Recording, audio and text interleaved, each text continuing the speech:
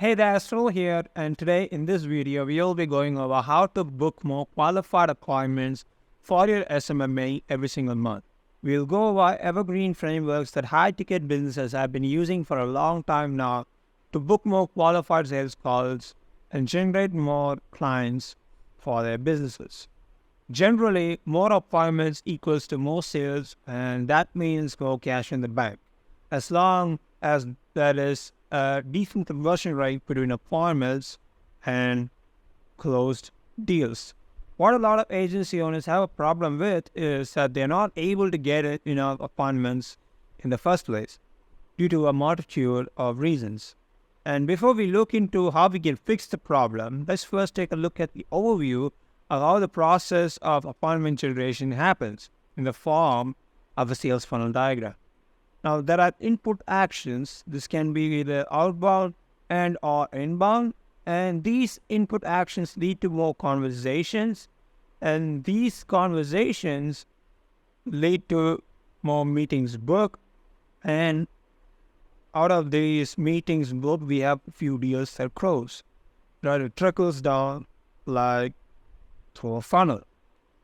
And deals close meaning cash in the bank. That is the end outcome. Because businesses operate for a profit, right? As long as you're not a non-profit, you otherwise operate for profit, and that means you need money, right? So with that in mind, to break it down even further, that is the mechanism of attention generation, and there's the mechanism of conversion from attention to conversation, and that is the conversation to deal conversion mechanism as well in place. Attention generation, let's take a look at that, right? These are the three most common ways to generate more attention: ads, outbound, and content. And these mechanisms of attention generation, right? The traffic that you get, the attention that you get from these attention generation mechanisms, they get converted via the mechanisms of conversion, which may include a DM, a phone call, an SMS sequence, or even DM sequence, even email sequences, right? One or more of these actions, right, in the format of a sequence, right? A DM sequence, like I mentioned before, a phone call dialing sequence, like I mentioned before, or an SMS or email sequence, like I mentioned before as well. And they get converted into a sales call. And that sales call later on turns into a closed deal, provided the conditions are right for it, right? Sometimes what happens is you generate the attention and they directly book in a call without this process having to happen, right? Probably because of your brand and things like that, right? But let's not talk about that in this video. Let's just focus on the direct conversion line, right? Attention generation to mechanisms for conversion to conversation to deal. That's what we focus on for today. Now, you generate attention, convert that attention into conversations, and then into deals. This is pretty much the overview, like I mentioned before.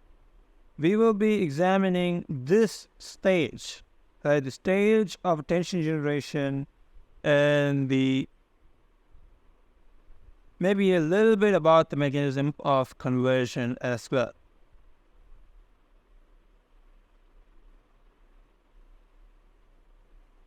So, as you might know, there are three common ways to generate attention: ads, outbound, content.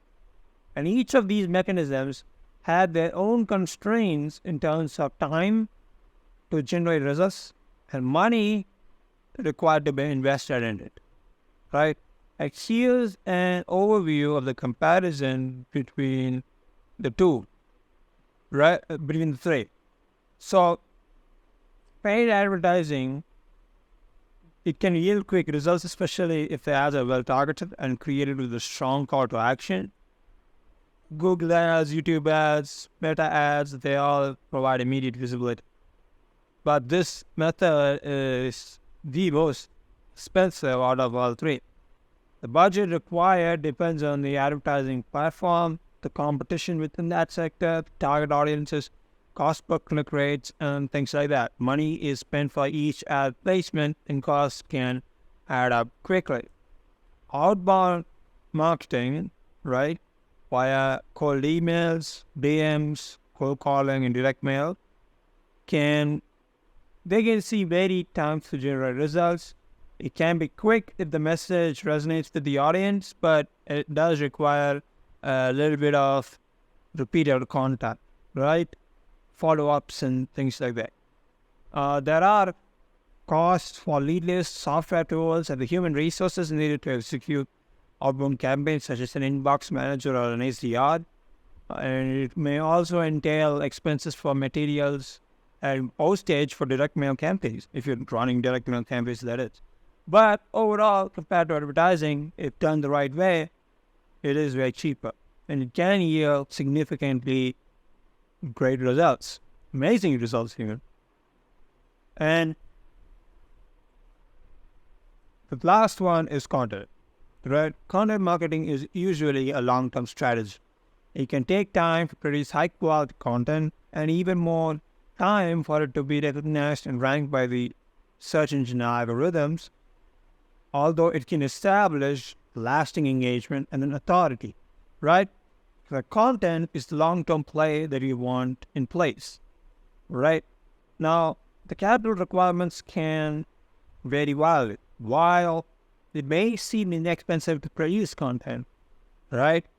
The hidden costs may be time or a salary for a content creator and potential costs for promotion and tools for SEO distribution, things like that, right? But content can be really cost effective as well if you do it right. It doesn't have to break your bank for you to, produce good content, right? You can produce good content at limited budget as well, provided, of course, you have the right strategy in place and what you are talking about in your content actually has value. That's what matters. Now, content is compounded, right? Advertising has a ceiling, content is compounding, outbound is also has the ceiling. These two have a ceiling at some point in time, right? Especially if you're getting the 7-8 figures, this will definitely hit a ceiling at some point. So you need to add content in place because content is compounding, it lasts over time. Whatever you post on YouTube or Instagram or LinkedIn or Facebook or Twitter just stays there forever as long as the internet exists. So for the sake of the video, right, so the sake of this video, we'll be only covering paid ads and cold outbound in real detail. I'll also be going over a couple of funnels that we can be using for each mechanism that you can take and implement right away in your business. So let's look at the paid ads one, right? Paid ads funnels. We got the VSL funnel, the good old VSL funnel. Then we got the SLO funnel, self-liquidating offer funnel, and then we got the social funnel. These are some of the common funnels that I see in the market right now. The VSL funnel is basically you have an ad, so you generate traffic via the ads, and then that ad leads to an opt-in where they pretty much opt in with the name, phone, and email, and then they're led to a VSL where you sell them on booking a call with you, give them more information, you give them whatever it is that they were looking for, may that be a case study or whatever it is, and then schedule page, you lead them to schedule page, and what the schedule page is basically, it has a calendar link where they can just book a call in, right? And once they schedule in a call, you also have a thank you page. So that's the flow. They see the ad, they opt in, they watch the VSL, then they schedule a call with you through the calendar link inside the schedule page, and then they are led to a thank you page, right, where there are some additional resources and maybe some testimonials for them to take a look at as well. Now, there is an alternate way, and this is being used more often nowadays, where you have an ad, they watch the VSL directly, And if they want to book a call with you, then they are led to them. They need to fill out an application. That's what I'm trying to say. They need to fill out an application, and then once they fill out an application, they are led to the scheduling page where there is a booking link embedded. May that be through Calendar or whatever it is, or whatever scheduling tool that is being used by the company. And then once they schedule in, they are led to the thank you page. That's the flow. Right? This is becoming more prevalent nowadays because this is being seen as more outdated. Now, the SLO funnel, right? You got the ad, you got the front end sales page, and then you got the checkout page where they purchased, and you also have the upsell page where you try to upsell them further stuff, and they can opt in or they don't have to opt into the upsell, but yeah, they are still provided the option, but if they don't upsell, right, they're still led to the thank you page because they still have purchased something from us. This is kind of like e-com standards because you're selling a low-ticket product that is still of some value to them. And once they purchase, they are a lead, a high-quality lead as well, because they took the time to spend some money with you. And a cool thing is the cost of the lead, right? The cost per lead is covered by the purchase in itself. So if it took $7 for you to acquire that lead, and you sold them something that's worth, let's say, $7 to $10, then boom, right? The cost per lead is covered. And the thing is, you convert them down the road into a high-ticket sale. Right? These steps of leads, you convert them down the road into a high-ticket sale via nurturing them further through SMS and email sequences and calls and things like that.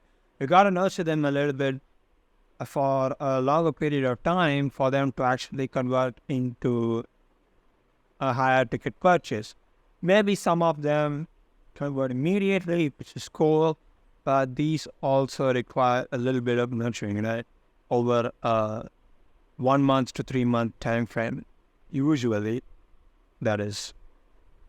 Now, with that being said, I pretty much covered I'm giving you the high-level overviews of these funnels. The next one is the social funnel. They have the ad, and then they are led to a social media profile, such as an IG profile. This is kind of common. And this is, when I say this is kind of common, meaning a lot of people use the ads to redirect the traffic to their IG profile, Instagram profile that is, and through the advertising strategy, they are hoping to get more followers, likes, and comments. And what they do next is they DM all these followers, the profiles of people who also like and comment on your content. They DM all these people, right? And also, they act upon the inbound DMs that they get, right, through the advertising strategy. Maybe because they are running some kind of lead magnet campaign on their IG profile, where they are offering a free resource in exchange for them messaging you the word, whatever, like the word lead magnet or whatever. Like if they DM you that word, then boom, you send them over the resource, and then you take that conversation further, and then you book a call with them. Something like that, right? So these are some of the common flows that a lot of these agencies use nowadays. The reason why I say something like that a lot of the times is because these are not, rules fixed in stone. A lot of people are quite flexible, whether they adjust and optimize and modify a lot of times, and sometimes the funnels don't look exactly like this. Things may change a little. So that's why I say something like that a lot of the times. Now, I pretty much cover the overview of the commonly used paid advertising funnels that have been tried and tested already. Of course, right, these are high-level overviews at the end of the day. With paid advertising covered, with the overview of paid advertising funnels covered, I will make a detailed video later on of me actually building up the funnels and then showing you a much more in-depth view of each funnel. I'll cover one funnel per video, right? With paid advertising covered, let's go over cold outbound systems, right? Cold outbound is one of the fastest and most cost-efficient methods of getting more clients, right? If you do it right, again, that is. And to run a cold outbound mechanism or a cold outbound system effectively, you also need to have the right infrastructure in place. I'll go over more about that in another video in further detail. You can also go to my previous older videos as well if you want. But the thing is, right, when it comes to cold outbound, you need to have a system that can send out a lot of volume as well as maximize personalization at the same time, right? So you need to have a system that does automated personalized emails that have high relevance. The reason why we need something like that is because of the situation of the market, right? The current state of the market. Current state of the market is in such a place where if you just send a cookie cutter pitch, right, to everybody, then the likelihood of it resonating with your ideal client profile is low because you're sending pretty much the same page to everybody, right? So we don't want that. We need something that's more relevant to their business, something that's more personalized to their business. And that's the goal of this infrastructure that we are building. 1,000 personalized cold emails per day, 200 to 1,000 personalized cold DMs per day as well. That's what we are aiming at. And that's what we can do. Easily we can get this done. Now, another important thing is you need to track all your metrics properly. This is a given when it comes to anything in life. What you track, what you measure gets included, basically, right?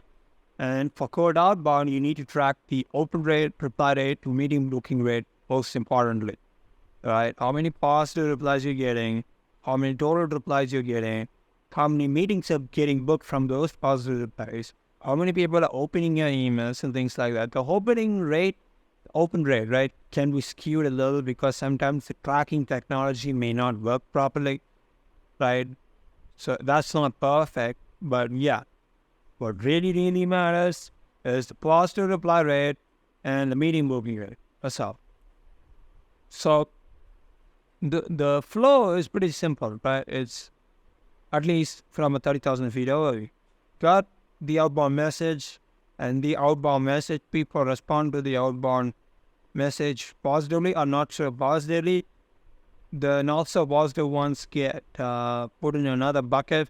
Maybe they get followed up later on, or they just are, tagged as not interested or do not contact.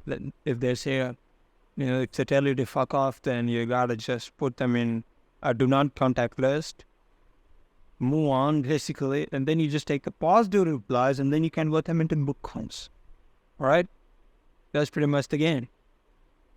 Now, let's go over content. High-level overview of the content. Now, this is a strategy that you may be, this may be worth considering, right? I'm not a content expert, but this is something that I see working for a lot of the people out there. You have short-form content, a lot of short-form content produced, let's say 5 per week, and what this pretty much does is it acts as a hook, right? So this acts as a hook to bait them into watching your long-form content where you actually deliver real value.